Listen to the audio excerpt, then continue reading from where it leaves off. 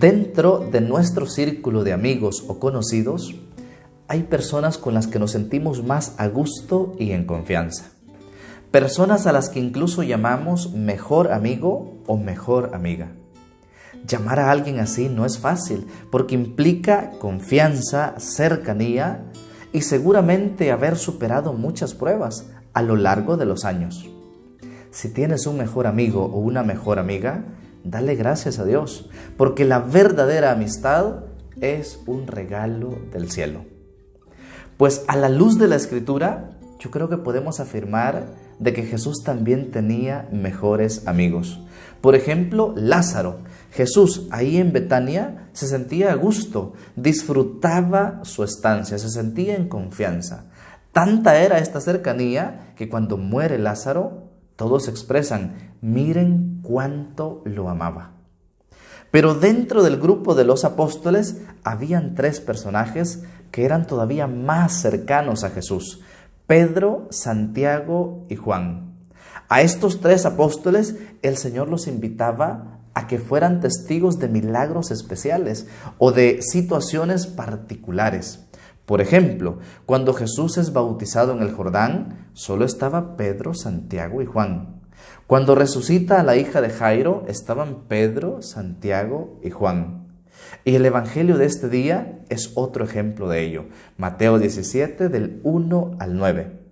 Jesús tomó consigo a Pedro, Santiago y Juan y los hizo subir a solas con él, y ahí, en el monte Tabor, se transfiguró en medio de ellos. Pudiéramos preguntarnos, ¿se trata esto de favoritismos? No, al contrario, como dice en otro texto de la Escritura, a quien más se le dio, más se le pedirá. Y a estos 3 apóstoles que fueron testigos de momentos especiales junto a Jesús, la exigencia fue todavía más grande. Veamos, ¿quién es Pedro? Aquel a quien Jesús le confió el gobierno de su iglesia. Tú eres Pedro, y sobre esta piedra edificaré mi iglesia. ¿Quién es Juan? Aquel a quien Jesús le confió uno de sus tesoros más especiales, su mamá. Hijo, ahí tienes a tu madre. ¿Quién es Santiago? Aquel a quien Jesús le pidió que fuera el primero en derramar la sangre dentro del grupo de los apóstoles. Santiago es el primer mártir dentro de los 12 apóstoles. Fue testimonio de su fe, testimonio de esta amistad, pudiéramos decir, con Jesús.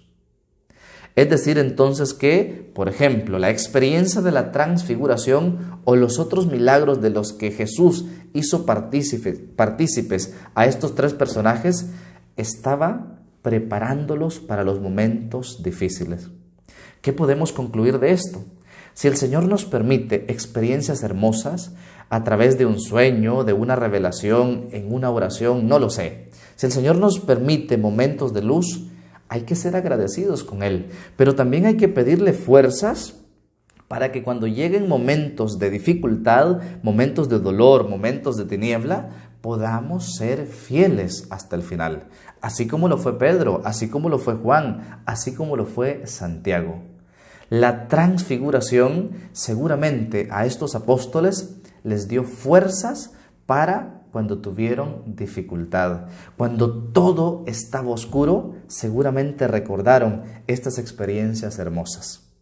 Démosle gracias a Dios por los momentos de luz en nuestra vida, que también son muchos, hay que admitirlo, hay que ser agradecidos por ello, pero que esto nos ayude a tener fuerzas para ser fieles en los momentos de oscuridad. Que el Señor te bendiga. En el nombre del Padre, del Hijo y del Espíritu Santo. Amén. Que tengas un excelente día. Soy el Padre San. Sonríe, es gratis.